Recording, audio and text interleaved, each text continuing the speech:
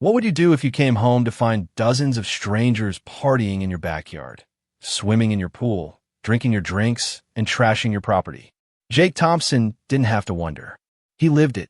And at the center of it all, Karen, the neighborhood menace, the self-appointed ruler of the HOA, and the single most entitled woman to ever exist. She didn't just invade his property. She claimed it, charging an entry fee like she had any right to his home. And when Jake shut it down, she had the audacity to fake an injury and threaten to sue him. Dealing with a Karen isn't about reasoning. It's about making sure they can't twist the truth. And Jake, he has proof. Karen thinks she can manipulate her way out of this. She has no idea what's coming. Jake Thompson had always taken pride in his backyard. It was his sanctuary, a place where the noise of the world faded, where he could sit back on a lounge chair with a cold drink in hand and let the stress of the day melt away. His pool, custom-built and meticulously maintained, was the crown jewel of his little oasis. He had spent years perfecting it. The deck was lined with comfortable seating, the water sparkled under the sun, and most importantly, it was private, or at least it was supposed to be. The moment he pulled into his driveway that afternoon, something fell off. It wasn't the usual quiet hum of the neighborhood. Instead, there was noise. Loud music, the sound of splashing water, bursts of laughter. Too much laughter. Jake frowned as he stepped out of his car.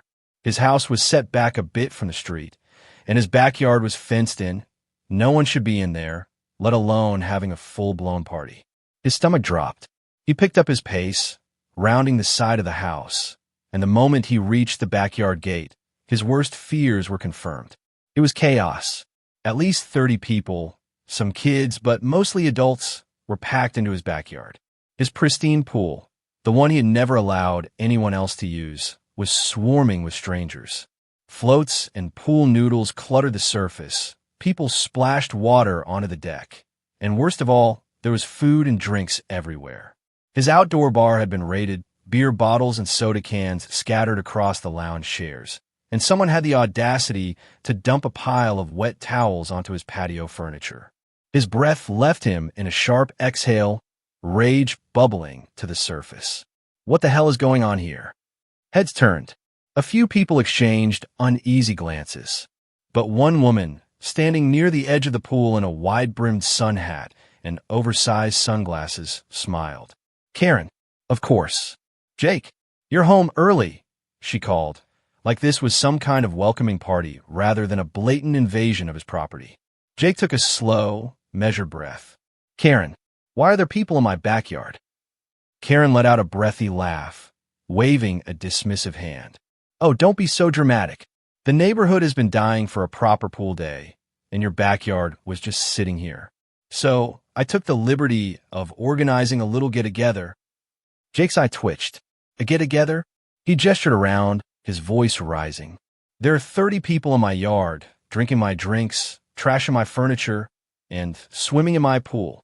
And you didn't think to ask me first. Karen tilted her head, as if he was the irrational one. Oh, Jake, come on. It's just water. You never have guests over, and quite frankly, it's a waste for such a beautiful pool to sit and use. The community should be able to enjoy it, too. Jake could barely believe what he was hearing. His fists clenched at his sides. This is not a community pool, he said, his voice dangerously low. This is my private property. Karen let out a sigh, as if his selfishness exhausted her. Technically, it is within community guidelines to make shared spaces more accessible. Jake cut her off. This is not a shared space. Well, she said breezily, it's not like I let just anyone in. I was very selective about who I invited. Jake felt his blood pressure spike. You didn't invite people to a party, Karen. You invited them to trespass. Karen pursed her lips, clearly unimpressed by his temper. Oh, don't be such a grump. Everyone paid an entry fee, so I even covered the cost of cleaning. Jake's entire brain short-circuited. I'm sorry, what? Karen beamed. I charge a small fee, of course. I mean, someone has to pay for maintenance, and you never let anyone use it, so I figured it was only fair. Jake sucked in a sharp breath, failing, to process the level of audacity radiating off this woman. You mean to tell me, he said slowly, voice laced with barely controlled fury, that you broke into my backyard, threw a party without my permission, and charged people to use my pool? Karen placed a hand on her hip. Exactly. So you see, it all works out. You get your pool used properly, the neighborhood get a fun day in the sun, and everybody out. The words exploded out of Jake with enough force to shake the air. Silence. For the first time since he'd stepped into the backyard, the entire crowd froze. Some people had the decency to look guilty, grabbing their towels and drinks. Others grumbled, but the force of Jake's rage sent a clear message. This party was over. Karen, however, didn't move. "Oh, don't be like that," she said, exasperated. "You're ruining the fun." Jake took a step forward, voice dropping to a dangerous level. "Karen, if you and everyone else are not out of my yard in 30 seconds, I'm calling the police." A flicker of panic passed over Karen's face, but she covered it quickly with an eye roll. Fine. She turned to the crowd, clapping her hands. "All right, everyone, let's pack it up. Looks like someone isn't feeling very neighborly today."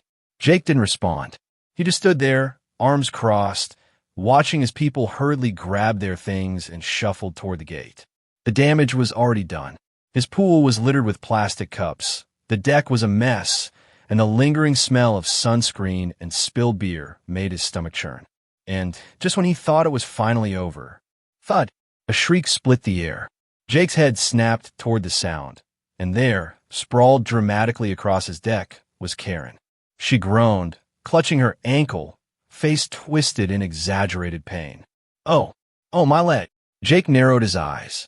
"You have got to be kidding me." Karen gasped, eyes wide with sudden realization. "Oh no, this was an unsafe environment. I tripped on something." "Jake, She sucked in a deep breath, her voice trembling with faux distress. "I might have to sue." Jake's jaw clenched, and then, slowly, deliberately, he turned his head toward the corner of the yard. His security cameras. They had captured everything. And in that moment, as Karen lay there, already spinning her story, Jake felt his rage settle into something colder, something dangerous. She had no idea what was coming. Jake stood over Karen, arms crossed, his fury replaced by something quieter, something sharper. "Let me get this straight," he said, his voice dangerously calm. "You threw an unauthorized party on my property, charged people money to use my pool, and now that I've shut it down, you want to sue me?" Karen let out a shaky, pitiful little sigh, adjusting herself on the deck, one hand still clutching her ankle. "Jake," she whined, her voice shifting into the exaggerated, syrupy tone of someone who had played this game before. "This is serious. Your deck is clearly a hazard. I could be seriously injured." Jake didn't take the bait. Instead, he turned slowly and gestured toward the corner of his yard, where the red light of his security camera blinked steadily in the evening air. Karen's eyes followed his movement, and for the first time since this ridiculous nightmare started, she hesitated. Jake smiled. It wasn't a friendly smile. "Oh, I hope you do sue me, Karen," he said smoothly. "Because that security camera? It's been recording this entire time." Karen paled. A flicker of unease passed over her face, but she recovered quickly, straightening her posture with a defiant huff. Well, that doesn't mean anything," she snapped. "It'll just show that I fell because your deck is unsafe." Jake raised an eyebrow.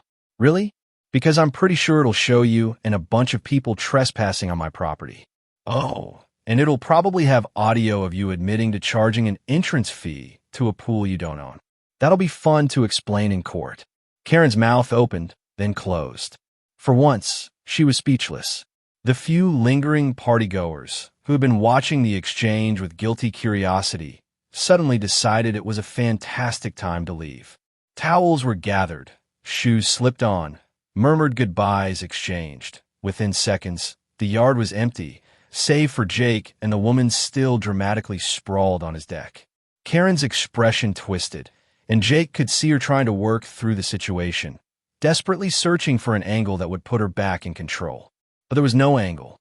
She had been caught red-handed. Still, she refused to admit defeat. "You can't just kick everyone out like that," she snapped, eyes flashing. The neighborhood has a right to shared amenities. Jake let out a sharp laugh. This isn't a shared amenity, Karen. It's my backyard. She scoffed. But you never use it.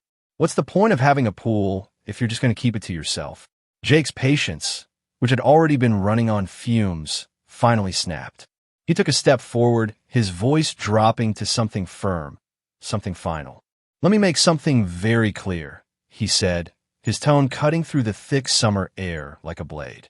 I work for this house. I paid for this pool. I pay for its maintenance. And I don't care if I use it or how often I use it, because at the end of the day, it's mine, not yours, not the community's, mine. Karen's lips pressed together in a thin, angry line. But Jake wasn't done. You, on the other hand, broke in, threw a party without my permission, let people trash my property, and then try to flip it around like you're the victim. He took another step forward, his voice like steel. So no, Karen, I don't care if you think I don't use my pool enough. You're not entitled to anything on this property. Karen's face turned an ugly shade of red, but for the first time in forever, she didn't have a comeback. Jake exhaled sharply, raking a hand through his hair before shaking his head. Get up. Karen blinked. What? Get up, he repeated, voice clipped. You're not hurt. You're not a victim. And you're sure as hell not suing me. She didn't move. Jake tilted his head. Or do I need to call the cops and let them help you up? Karen's eyes widened. There it was. She scrambled upright, brushing imaginary dust off her skirt, muttering under her breath. This is ridiculous, she hissed. Completely unnecessary. Jake just stared at her. For a moment, he thought she might actually leave without another word. But then, because of course she couldn't help herself, she turned at the gate, her face twisting with the last remnants of misplaced rage. You'll regret this, she hissed. Jake smiled, slow and knowing. I really won't. And with that, he turned on his heel and walked inside, already pulling out his phone. Because this wasn't over. Not even close. Jake didn't waste any time. The moment he stepped inside, he went straight to his computer and pulled up the security footage. Karen had made one crucial mistake. Well, several. Actually, but her biggest one was forgetting the cameras existed. Every second of her trespassing, from the moment she led the first guest into his yard to her smug little announcement about charging an entry fee, was captured in crisp, high-definition video. The audio was just as clear. Karen bragging about how the community deserved his pool, how she had taken the liberty of organizing the event without consulting him, and of course, her shameless admission of making money off it. Jake leaned back in his chair, arms crossed, watching as the woman on screen strutted around like she owned the place. It was infuriating, but now he had everything he needed to put an end to this nonsense. The next morning, Jake was at the police station, security footage in hand. Detective Ryan Morales, a tall, no-nonsense officer in his early 40s, sat across from him in the small, windowless room where Jake had been directed. He had seen his fair share of ridiculous neighborhood disputes, but as he scrolled through the video, his eyebrows lifted in something that almost resembled amusement. So let me get this straight, Morales said, his voice even-measured. Your neighbor broke into your backyard, threw a full-scale pool party, charged an entry fee, and then, after getting caught, tried to sue you because she tripped while leaving? Jake let out a humorless laugh. That about sums it up. The detective let out a slow breath, shaking his head.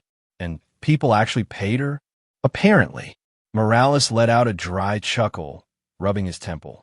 You'd be surprised how often people think HOA rules somehow override actual property laws. But this, he gestured at the paused video, where Karen could be seen dramatically throwing her arms out as she announced her official event. This is a whole new level of delusional. Jake leaned forward. So what can I do? Because I'm not letting her get away with this. Morales nodded, already jotting down notes. Well, for starters, you've got clear evidence of trespassing, theft, since she profited off your property, and vandalism, given the damage to your yard. If she actually follows through with the lawsuit, this footage won't just get the case thrown out, it'll flip it against her. Jake smirked. So if she sues me, she'll end up incriminating herself? Pretty much. Morales gave him a knowing look. But you don't have to wait for that. You can press charges right now. Jake didn't hesitate. Do it. Later that afternoon, Jake was back home, sitting on his porch with a cup of coffee when his phone buzzed. Unknown number. He already knew who it was before he answered. Sure enough. How dare you? Karen's voice screeched through the speaker, high-pitched and furious. Do you have any idea what you've done? Jake took a sip of his coffee. Yeah, I filed a police report. Karen let out a strangled sound, something between a gasp and a growl. You petty little man, you're actually trying to have me arrested? Jake stretched his legs out, utterly unbothered. Oh no, Karen. You did that all by yourself. There was a pause, then the unmistakable sound of Karen inhaling sharply, preparing for another round of indignant ranting. This is harassment. This is slander. I have every right to take legal action. Jake cut her off with a bored sigh. Karen, we both know you're not calling to threaten me. You're calling because you realize you're losing. Silence. And then, this isn't over, she hissed. Jake smirked. Oh, I know. And he couldn't wait for what came next. The lawsuit came faster than Jake expected. Barely a week after filing his police report, a thick envelope arrived at his doorstep. Formal legal documents notifying him that Karen Whitmore was suing him for damages.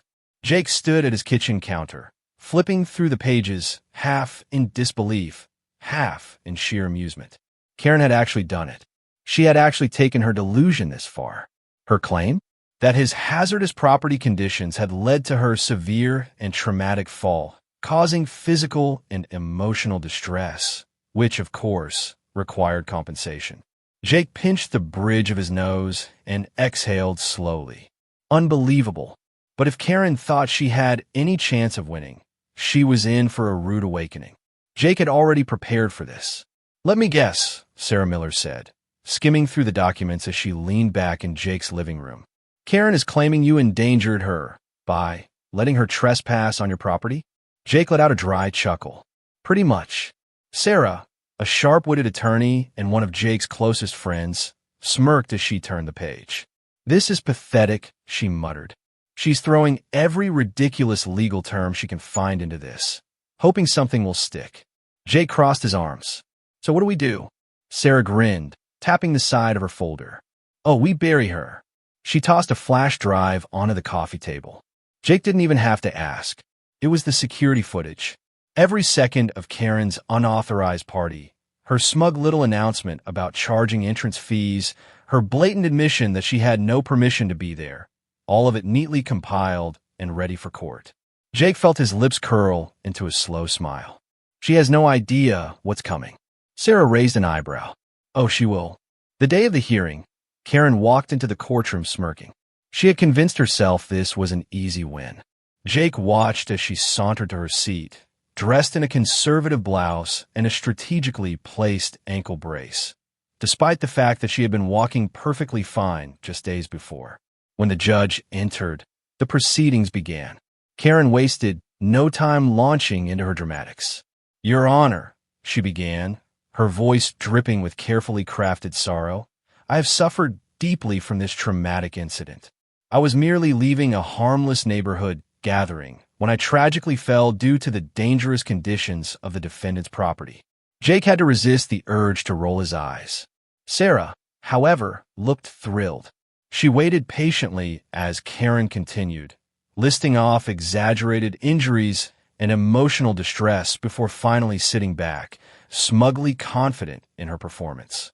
Then it was Sarah's turn, and she didn't hold back. Your Honor, she said smoothly, standing as she handed a USB drive to the court clerk. The defense would like to present video evidence. Karen stiffened. The judge gestured for the screen to be activated, and within seconds, the courtroom filled with crisp, clear security footage. There it was, Karen leading people into Jake's backyard, laughing, bragging, announcing to dozens of people that she had organized this party and was charging money for entrance. Karen opening Jake's bar, pouring herself a drink, encouraging others to do the same. Karen claiming it was a waste for Jake to have a pool if he wasn't willing to share. And then, of course, the grand finale. Karen, perfectly fine, stomping toward the exit, only to pause, look over her shoulder, and deliberately throw herself onto the deck. The courtroom was silent. Then, "Is this a joke?" the judge said, his voice laced with undisguised irritation. Karen gasped. This is taken out of context," she spluttered.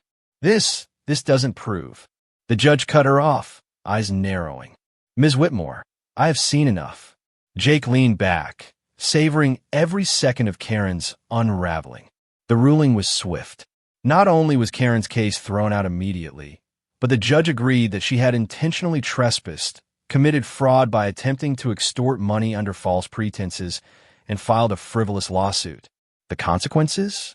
Karen was ordered to cover all legal fees. And, best of all, she was slapped with a hefty fine for trespassing and property damage. Jake had won, completely, undeniably, and publicly. Karen? She sat there, stunned, her face burning red as her entire case collapsed around her. Jake leaned in just slightly, dropping his voice low enough so only she could hear. "Told you." Karen didn't respond, because for the first time ever, she had nothing left to say. A week after the court ruling, the neighborhood had never felt more at peace. Jake sat on his back patio, sipping a cold drink, gazing at his now completely private pool. No strangers, no loud music, no beer bottles floating in the water, just the quiet hum of the summer breeze and the sound of rippling water. Exactly how it was meant to be. His phone buzzed on the table beside him. "Sarah." He smirked and answered. "Tell me you have good news." "Oh, I have great news," she said, laughter in her voice. Karen finally paid up. Jake chuckled, stretching his legs out. And how painful was it for her? Let's just say she tried one last dramatic speech at the bank about how she was being robbed by a corrupt system. Jake snorted. And the teller completely ignored her, Sarah said, clearly enjoying every second of the story. Just handed her the withdrawal slip and moved on. It was beautiful. Jake exhaled, letting the satisfaction settle in. Karen's downfall had been swift, not just legally, but socially. The second word spread that she had faked an injury to try and sue someone. She lost what little credibility she had left. The HOA, which had once tolerated her antics, immediately distanced themselves. Her supporters, the ones who had blindly followed her crusades, went silent. And the rest of the neighborhood? Well, they loved every second of her downfall. Jake had overheard one of the elderly couples on his street muttering about how it was about time someone took her down. Karen hadn't been seen much since the ruling. She was still around. Unfortunately, she still owned her home, but she kept her head down now. No more self-important lectures. No more power trips. Because no one listened to her anymore. And best of all, no one feared her anymore. "So," Sarah said on the other end of the line, "any regrets?" Jake smirked, taking another slow sip of his drink. Not a single one. And with that, he leaned back, basking in the absolute bliss of his finally drama-free backyard. Karen was finished. His pool was his again. And life was good.